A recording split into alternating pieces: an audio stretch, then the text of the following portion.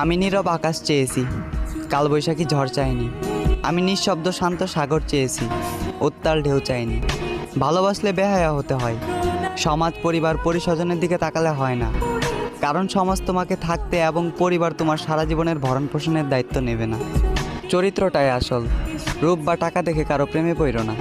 চরিত্র ঠিক থাকলে গাছতলাতেও শান্তি মেলে, চরিত্র ঠিক না থাকলে দশতলাতেও সুখী হওয়া যায় না। হ্যাঁ, আমি জানি তোমার বাবার টাকা আছে, তাই হয়তো তোমাকে মানাবে না আমার পাশে। তবে সেই টাকার অহংকার করা ঠিক না।